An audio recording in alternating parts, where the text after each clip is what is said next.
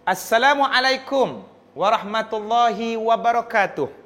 Alhamdulillah, bersyukur kita kepada Allah Subhanahu Wa Taala kerana kita bertemu pada hari ini, hari yang penuh bahagia insya-Allah, hari yang kita harapkan sentiasa menjadi permulaan kepada hari-hari yang lain supaya hidup kita akan sentiasa ceria, dan hari yang anda akan melalui detik-detik pada hari tersebut dan seterusnya dengan iman dan takwa yang dianugerahkan oleh Allah Subhanahu Wa Taala. Jadi mungkin tertanya-tanya bila buka channel pada pagi ini, ada Cik Man pula. Rancangan apa ni? Yang ni Cik Man nak bagi tahu anda semua penonton-penonton, mak ayah, kakak, abang sekarang ini sedang berada di episod pertama. Di minggu yang pertama, sebuah rancangan baru dari Awesome TV yang diberikan nama Jawapan Panas Cik Man, ataupun bahasa Negeri Jawapan Panas Cik Man. Okey?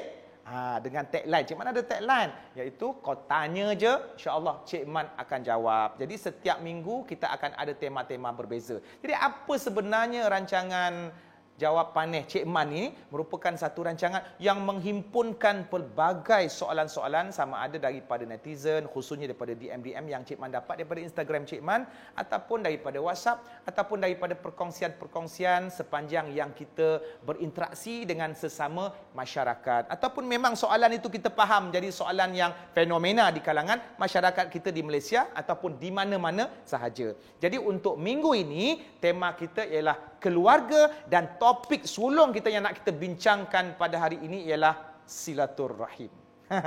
Baik, sebelum Cik Man bergerak lebih jauh nak menghuraikan tentang tajuk kita pada hari ini, apa kata kita ada sesuatu sebelum kita nak bercakap ni? Kita saksikan video ini terlebih dahulu.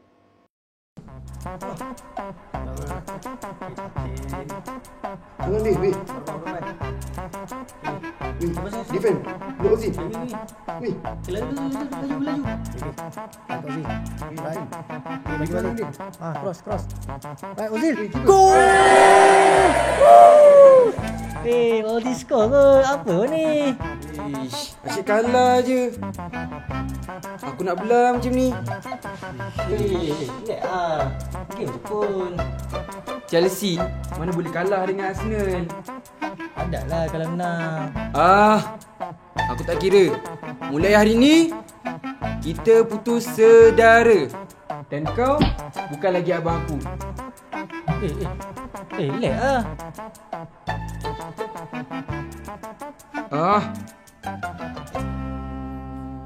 Apalah dia aku ni. Sebab game pun nak gaduh.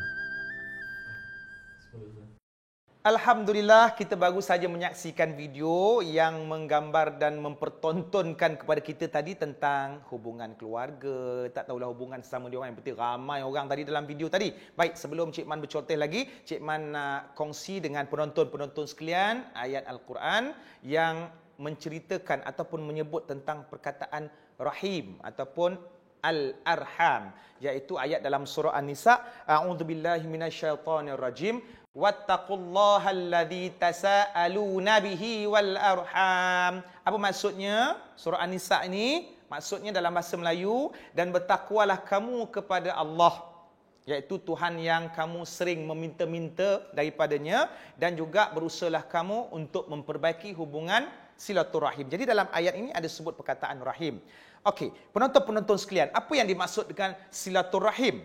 Bahasa Arab, bahasa Melayunya kita ambil lah daripada Arab. Maksudnya silaturahim juga, iaitu hubungan rahim. Silah dengan rahim. Silah ni maksudnya hubungan, rahim ini merujuk kepada anggota dalaman wanita, iaitu rahim, di mana disitulah tempat tersimpannya kandungan bayi ataupun anak yang dikandungnya selama 9 bulan 10 hari, lebih kurang macam tu, dan akhirnya anak itu menjadi keturunan dia. Kemudian daripada rahim, daripada perut ini akan membiak, beranak keturunan yang lain. Itu yang adik-beradik pula ada cucu, kemudian jadi pula cicit, ada pak saudara, mak saudara, datuk saudara, maka keluarga besar. Dia bukan merujuk saja kepada suami, isteri, kemudian anak-anak 2-3 orang, itu kecil satu rumah. Bahkan merujuk daripada satu rahim yang dapat menumbuhkan, yang dapat membiakkan, yang dapat memanjangkan 5, 6, 7 keturunan. Kalau semuanya masih hidup lagi, atuk moyang, atas daripada moyang, maka keluarga yang besar ini dipanggil silaturahim. Dan kita sebagai umat Islam diberikan perintah oleh Allah Subhanahu Wa Taala untuk sentiasa menjaga hubungan silaturahim. Jadi bila ada persoalan daripada netizen yang kita pun selalu tertanya-tanya soalan ni, apa hukumnya memutuskan hubungan silaturahim? Bergaduh. Sekangkang kera tanah bergaduh. Bila mak dah meninggal, waktu mak hidup lagi, adik-beradik tak balik. Bila mak meninggal, sebelum mak meninggal dekat tangan anak bongsu. Walaupun anak bongsu tu belajar tak berapa pandai. Adik-beradik yang lain ada yang engineer, ada yang arkitek, ada yang doktor. Bagi duit aja. Dia ingat duit boleh beli kasih sayang. Tak, duit sekali-kali tidak boleh membeli kasih sayang. Kerana pengorbanan itu yang merupakan asas kepada keharmonian dan juga kepada kesejatian cinta dalam ahli keluarga. Maka akhirnya bila mak meninggal, disebabkan anak yang paling bongsu dapat harta, bergaduhlah adik-beradik. Kenapa kau dapat lebih, kenapa aku dapat kurang? Sebenarnya dalam pelaksanaan Islam ada satu sistem iaitu pewarisan harta pusaka. Tapi nak kata kerana duit sedikit, kerana tanah sekangkang kera, putus silaturahim. Maka siapa yang memutuskan silaturahim tidak akan memasuki syurga. Nabi sebut dalam sebuah hadis sahih, la yadkhulul jannah, la yadkhulul jannah. Tak akan masuk syurga orang yang memutuskan silaturahim. La yadkhulul jannah qati'. Tidak akan masuk syurga qati'. Qati' itu maksudnya pemutus. Pemutus apa? Orang yang memutuskan silaturahim. Adik-beradik yang kaya raya tadi, kau dah kaya, lepas tu tiba-tiba kau nak cari pasal dengan adik kau yang miskin, yang jaga mak sampai nafas yang terakhir. Jadi adik-beradik yang kaya tadi disebabkan tak puas hati, mak bagi harta lebih ataupun wasiat lebih, ialah sebab adik bongsu ataupun anak tu dah berkorban seluruh kehidupan dia untuk menguruskan arwah mak masa hidup, maka dia putuskan, kau bukan adik aku lagi. Aku tak mengaku, aku tak akan izinkan kau jejak kaki dekat rumah aku lagi. Dan seumpamanya, maka ini dianggap sebagai orang yang memutuskan silaturahim, berdosa besar dan tidak dimasukkan ke dalam syurga kalau Allah menghendaki. Assalamualaikum Cik Man. Nama saya Muhammad Syami. Saya nak tanya, apakah perkara yang memutuskan hubungan silaturahim? Itu je saya nak tanya. Jadi untuk soalan ni agak serius lah. Cik Man rasa terkesan. Sebab tu kalau nak menyebutnya pun rasa macam terputus-putus juga. Sebab Cik Man pun ada keluarga juga. So kita takut untuk berlaku macam ni. Jadi kita kena ambil masa untuk ambil mood. Jangan ke mana-mana. Kita kembali selepas ini.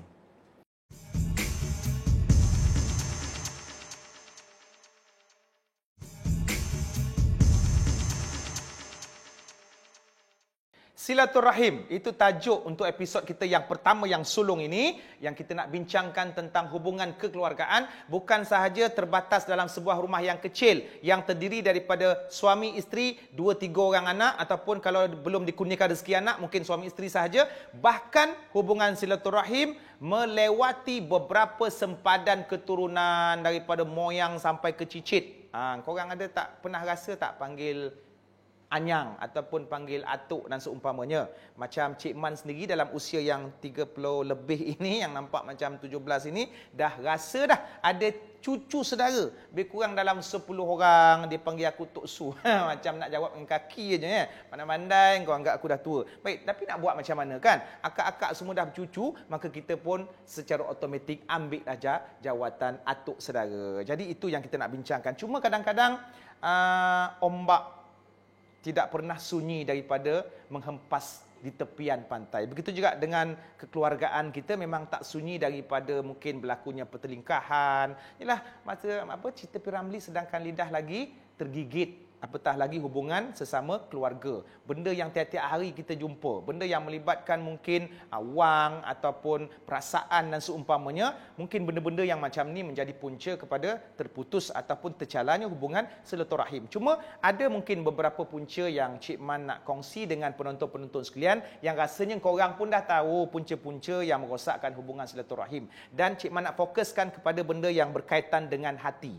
Dia kadang-kadang bukan masalah duit pun, bukan masalah material pun, bukan masalah tak bagi pinjam kereta pun, sebab segala-galanya bermula di sini. Kalau misal kata kita ni iman kuat, maka startnya daripada dalam juga. Tapi kalau kita bergaduh, sakitnya tu di sini. Nak jadi baik di sini, nak jadi jahat pun di sini, soleh pun di sini, perosak hubungan pun di sini. Sebab tu Nabi sebut dalam satu hadis sahih, ala fil jasadi mudghah, idza saluhat saluhal jasadu kulluh, wa idza fasadat fasadal jasadu kullu.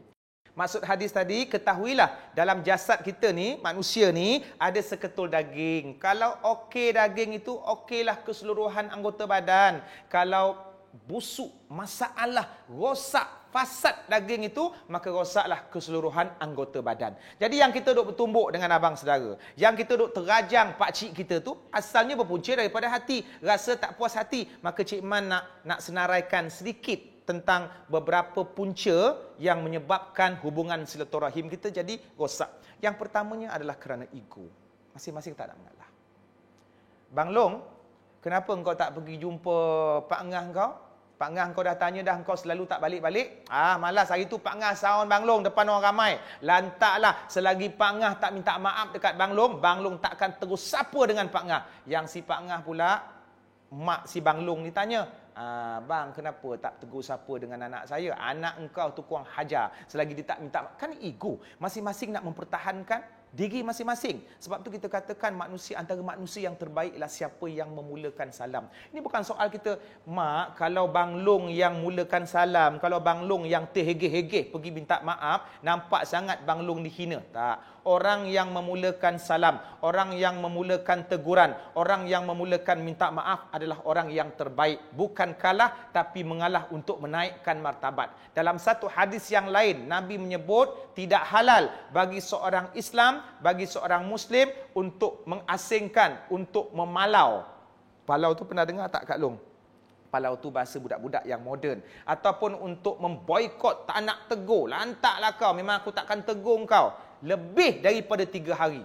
Bayangkan kalau 3 minggu ataupun 3 bulan, 3 tahun, berpuluh-puluh tahun tak bertegur siapa kerana permusuhan. Dia tak bertegur siapa ni ada 2 situasi lah. Satu, tak bertegur siapa sebab benci. Mampuilah kau, aku takkan tegur siapa, aku tak mengaku kau ni abang aku ataupun adik aku. Walaupun duduk serumah, tak bertegur siapa. Yang ni yang diharamkan oleh Allah. Yang kedua, jenis tak bertegur siapa yang tidak berdosa.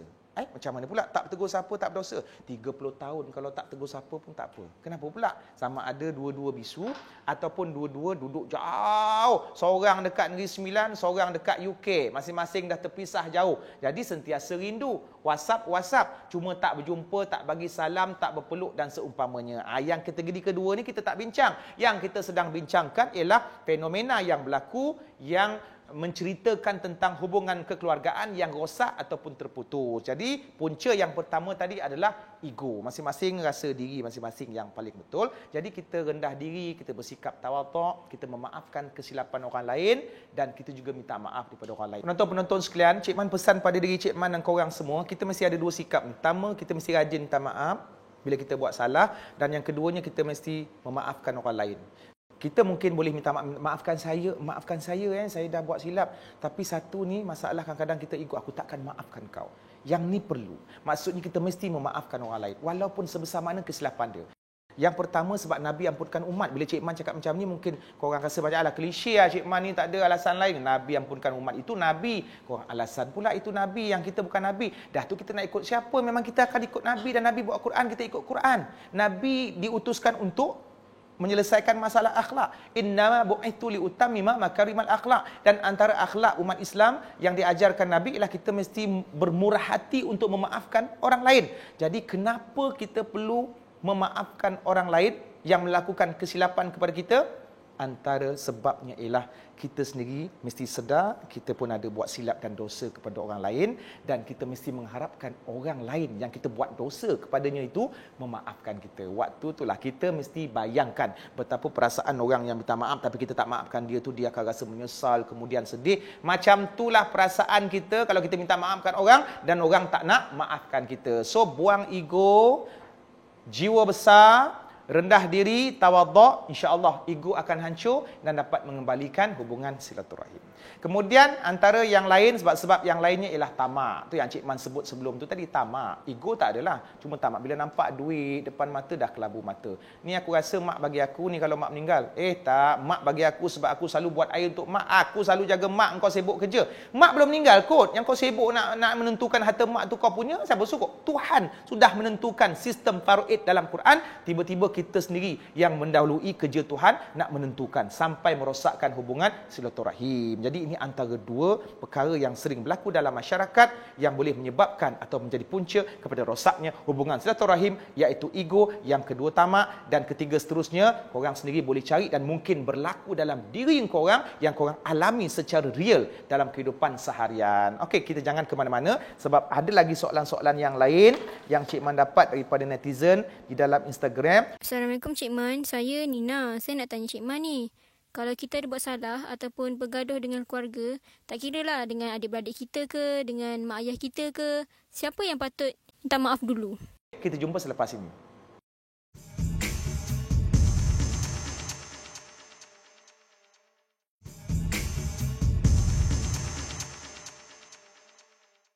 Alhamdulillah, kembali kita bersama Cik Man dalam rancangan Jawapan Panih Cik Man dalam tajuk silaturahim. Baik, Cik Man nak sambung soalan yang tadi tu. Dia tanya, netizen tanya, bagus netizen ni kan. Dia ada rasa tanggungjawab sebab selalunya ramai netizen yang bertanya tentang masalah kekeluargaan. Cik Man tak dapat tolong sebab Cik Man bukan kaunseling ataupun jabatan agama. Jadi Cik Man hanya memberikan semangat sebab Cik Man pun manusia yang mungkin ada masalah juga. Cuma soalan-soalan mereka ini memberikan semangat kepada Cik Man bahawa bila kita ada masalah, ada orang lain yang lebih bermasalah daripada kita. Jadi netizen yang mulia tadi bertanya, Cik Man, kalau misal kata kita bergaduh dengan sesama ahli keluarga kita, siapa nak minta maaf dulu? Yang tua ke ataupun yang muda? Dek, pertama sekali Cik Man ucapkan tahniah kepada kau dek kalau kau tengok rancangan Cik Man ni sebab kau ada rasa bertanggungjawab untuk bertanya tentang hal ni. Itu menunjukkan bahawa kau ada usaha untuk menyambung silaturahim sesuai dengan hadis Nabi dek tentang perangai kau ni. Nabi ada sebut dalam hadis, iaitu hadis riwayat Bukhari yang berbunyi laisal wasil bil mukafi walakinnal wasil alladhi idza qata'an rahimuhu wasalaha. Alhamdulillah. Maksud hadis itu bukanlah orang yang menyambungkan silaturahim itu yang buat baik kepada orang yang buat baik kepadanya. Kau faham tak ni? Macam ni. Pekerjaan menyambung silaturahim ini satu pekerjaan yang cukup mulia. Jadi pekerjaan menyambung silaturahim ini macam mana? Adakah sentiasa berbuat baik dengan orang yang buat baik? Itu senang. Kenapa kau buat baik dengan dia? Sebab dia buat baik dengan saya. Itu senang, tak melibatkan perjuangan perasaan. Yang menyambungkan silaturahim ini bukan semata-mata kau buat baik pada orang yang memang dah baik dengan kau. Tapi orang yang dikatakan menyambung silaturahim ini, orang yang memulakan salam, yang berjuang, berusaha untuk memperbaiki hubungan dengan orang yang dia dah rosak hubungan.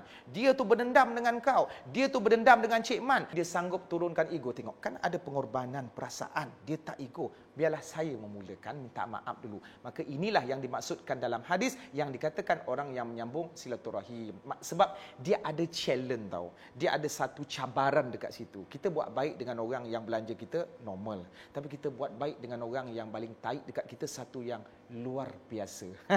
Jadi itu. Jadi netizen yang bertanya tadi, siapa yang perlu minta maaf? Nah, sekarang ni korang pun dah tahu, Cik Man pun dah tahu ganjaran besar ataupun kedudukan yang mulia bagi orang yang menyambung silaturahim. Jadi bukan suatu kehinaan, bukan suatu orang kata kerendahan nilai harga diri bagi orang yang memulakan salam, yang mulakan minta maaf kalau dia bergaduh dengan ahli keluarganya yang lain. Satu lagi, kalau kita ni yang paling muda, itu lagi molek lah kot dalam masyarakat kita.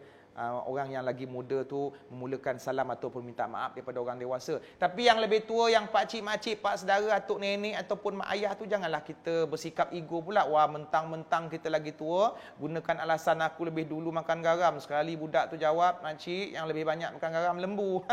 Kan Cik Mat kat situ. Jadi masing-masing tak boleh ego lah. Senang cerita tak boleh ego lah. Walaupun kita selalu suruh budak-budak, engkau patut minta maaf kat aku lebih tua. Tapi kena ingat, yang muda menghormati yang tua mengasihi dan menyayangi orang yang muda. Kan kisah Nabi dulu, kalau selisih dengan kanak-kanak, walaupun Nabi tak ada dosa, tapi Nabi yang memulakan salam. Nabi tak pernah ego, tak pernah Nabi nak mempersembahkan, aku yang paling mulia, tak ada dosa, patutnya engkau kanak-kanak ataupun orang yang berdosa selain aku yang patut memulakan salam. Maka kita contohi akhlak Nabi SAW.